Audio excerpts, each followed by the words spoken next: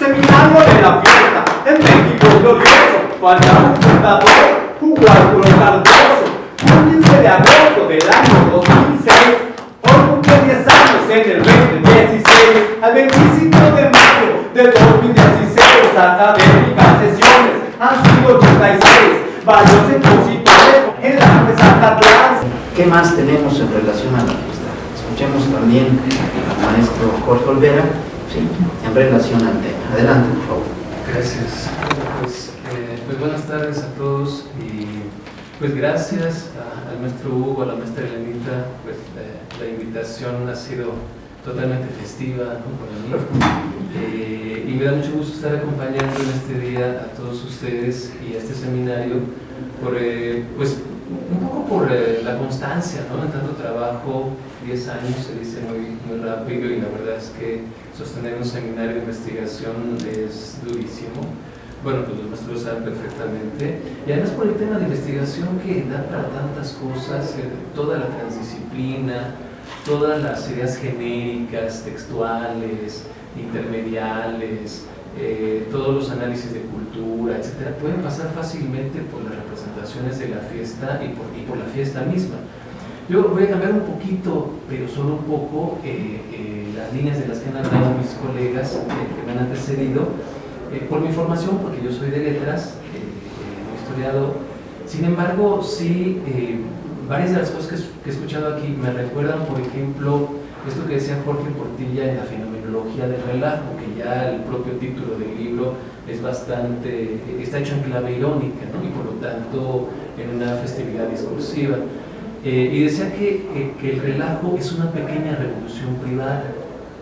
Es decir, que en ese sentido está señalando precisamente cómo esta cualidad que de manera muy estereotipada, pero que se vislumbra en el mexicano, en su idiosincrasia, de que 2 o 3 personas se juntan y es casi una fiesta, porque como se comienza a echar relajo, es precisamente algo que se mencionaba ahora, un dar la oportunidad de que las cosas no lleguen a más, de que haya una catarsis inmediata, pero que entonces ya no llegue a más, que no se llegue a la reflexión, a la acción verdadera, que no haya consecuencias reales de todo aquello que se puede ridiculizar, caricaturizar, etc.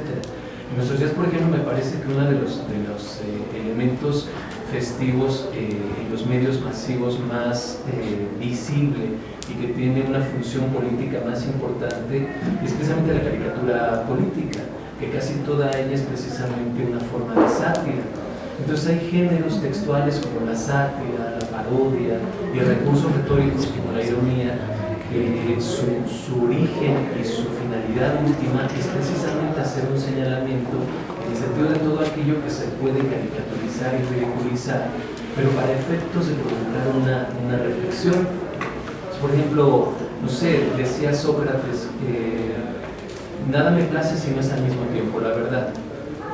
Pero para descubrir una verdad y para desvelarla, generalmente tenemos que ironizar. Entonces, por ejemplo, se apoya en el modelo de la mayéutica, bueno, la mayéutica, se apoya en un modelo que es la comedia antigua en Grecia, según el cual aparecen 2 personajes que se contraponen, un falso tonto y un falso sabio. Solo que su falsedad solo queda esperada al final. Entonces resulta que era tonto, resultaba que sabía más que el supuesto sabio. Y claro, esa es la mayéutica socrática. Cuando uno lee los diálogos, claro, lo que salta a la vista es que Sócrates siempre se presenta como un ignorante que quiere saber. O sea, si estuviera por aquí nos estaría preguntando todo, pues dime tú lo que es la fiesta, el diálogo, ¿qué es eso? Y al final nos iba a estar atrapando a partir de preguntas sobre la festividad, la carnalidad, las condiciones sagradas, el pecado, la risa, la comedia, la sátira, la parodia, la ironía, la intergeneracidad, la intertextualidad, la intermedialidad y todas las formas de hibridación que en la época posmoderna es posible observar en diferentes obras y rubros genéricos. Entonces, por ejemplo, hay varias vías mediante las cuales toda esta vocación, digamos, que en cierto sentido podemos reconocer por lo lúdico que tenemos en México, es que pues, nos gusta, yo no sé hasta qué punto nos guste o es algo también medio terapéutico, mejor, ¿no?, reírnos cuando ya no nos queda. Sí, cuando estamos tan mal que nos gobierna un señor que no ha leído ni libros en su vida. Entonces es una cosa terrible que alguien que ostenta el poder no pueda ni siquiera aceptar 3 libros, porque además los 3 que citó, pues creo que nadie se los creyó. Es un lugar común decir he leído la Biblia, porque hay gente que cree que por ir a la doctrina ya leyó la Biblia, pero realmente gente que haya leído la Biblia, desde el punto de vista de los libros filosóficos, históricos, poéticos, ideológicos propiamente, prácticamente nadie.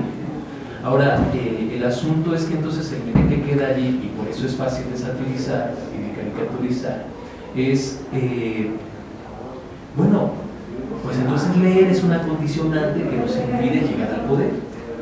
¿Quieres llegar al poder? No leas, ¿no? Y es un poco lo que decía Vasconcelos cuando él llega y visita, ahora que salió de Quijote, ¿no? Cuando él llega y visita el lugar donde estuvo preso Cervantes, es cuando declara, bueno, es lamentable, pero a fin de cuentas ese es precisamente el asunto de la historia, que en el poder está el imbécil.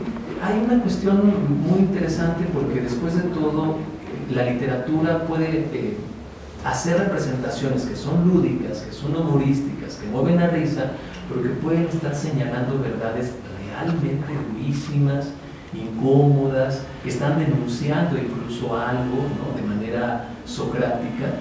La ironía es, digamos, la reina de los tropos. En el siglo XX la ironía destrona la metáfora como la reina de los tropos y nos volvemos una sociedad profundamente irónica.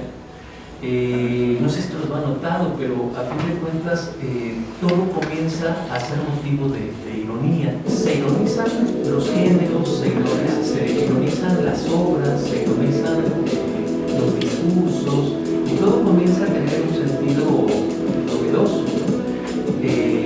En ese sentido, por ejemplo, yo estaba recordando en esta semana precisamente algo que me llama mucho la atención desde el punto de vista de qué tan ofensivo puede ser, porque sería finalmente un irónico. No hay ironías que también son amargas o bien un tanto oscuras, porque resulta que en la literatura una de las cuestiones que está, o de los temas que ahora está muy vigente por su poética, es la literatura fantástica. Entonces, por ejemplo, los elementos fantásticos, cuando son parte del discurso literario, incluso se han comenzado a emplear para desdecir, digamos, verdades oficiales de la historia. Por ejemplo, la corriente de la nueva novela histórica lo que hace es ironizar tanto a los personajes históricos como los discursos canonizados en historias oficiales, como las versiones que quedaron canonizadas por la historiografía. E incluso se los ha dotado de elementos totalmente fantásticos. Lo más curioso es que de pronto uno puede leer obras que tienen esos elementos fantásticos y resulta que son más verosímiles que historias canónicas, es decir, que novelas históricas canónicas. Y encontraba yo, recordaba yo un par de casos de autores poco conocidos en México. Uno de ellos es una autora llamada Guadalupe Dueñas. Tiene 3 o 4 libros de cuentos, bueno, ya murió en el 2002. Y uno de esos cuentos que se llama La Sorpresa es la víspera de Navidad. Y la mamá le quiere dar una sorpresa a su hijo, por eso el cuento se llama La Sorpresa. Entonces compra un estupendo pino altísimo y lo adorna de muñequitos, de muñequitos que eran desde pierrots hasta títeres, saltimbanquis, luchadores, superhéroes, etc. De tal manera que cuando llega el niño con sus amigos, que los ha invitado a comer pastel de chocolate, se quedan horrorizados cuando ven el árbol. Nunca han visto una cosa así. Y mientras la mamá está discutiendo con el tío ciertos aspectos educativos del niño, sus amigos horrorizados se han retirado de la casa.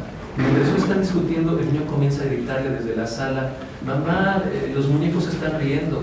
Y claro, ella piensa, pues es un niño, tiene mucha imaginación, y pues es que están felices, le dice. Y luego al rato, mamá, es que los muñecos se están bajando del árbol y me están mirando muy raro. Me están enseñando los dientes. Y la mamá le contesta, diles que les vas a dar pastel. Después sigue hablando con el tío y ya no se oye nada. Cuando al fin de cuentas termina ella de adornar el papel, va a buscar al niño, el tío se queda en la cocina. En el cuento nos quedamos con el tío y de pronto se oye un grito horrorizado de la mujer. Cuando el tío llega a la sala, encuentra a la mujer desmayada y al niño lleno de sangre y de pequeñas mordidas por todo el rostro y el cuello. Estamos hablando de que es la víspera de Navidad y de que es el árbol de Navidad y de que los adornos del árbol de Navidad han atacado al niño y le han dado muerte.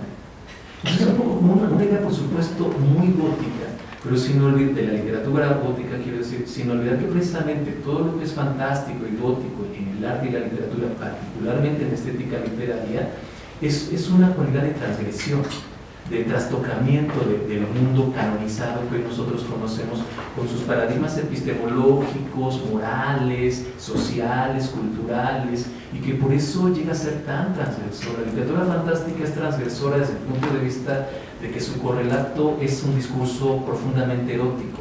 Esto se liga con la idea freudiana de que la pesadilla siempre tiene un fuerte componente sexual.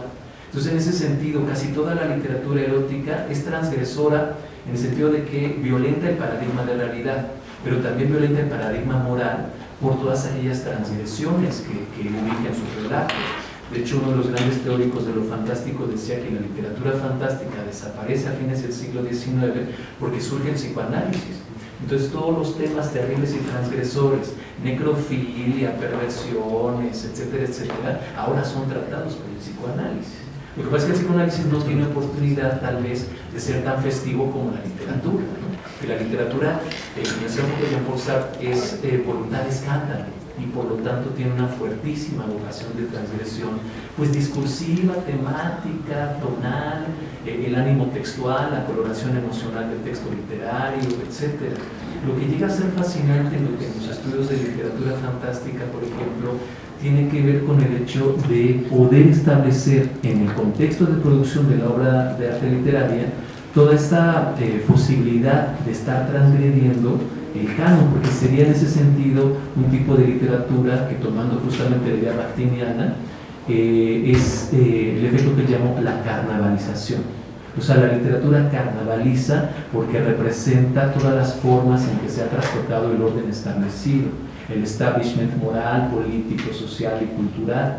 Y entonces, pues es muy importante y es muy interesante porque ahora que está tan de moda el terror, lo fantástico, lo neogótico, etcétera, etcétera, pues habría que darle una relectura también cultural, en el sentido de que no es nada más para espantarnos, ¿no? Sino es para violentar nuestro canon de realidad, como para hacernos el llamado de que eso que llamamos realidad, lo que sea que eso sea, tiene una naturaleza que es intersubjetiva.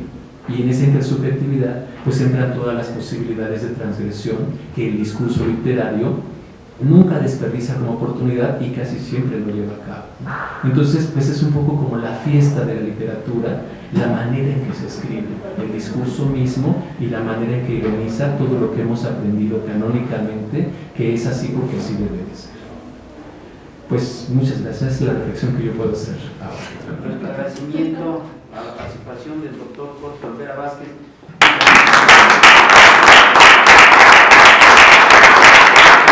Seminario de la fiesta, estudiando un tema, han sido 10 años, celebraciones, caldaño, peldaños, un cuarto cardoso.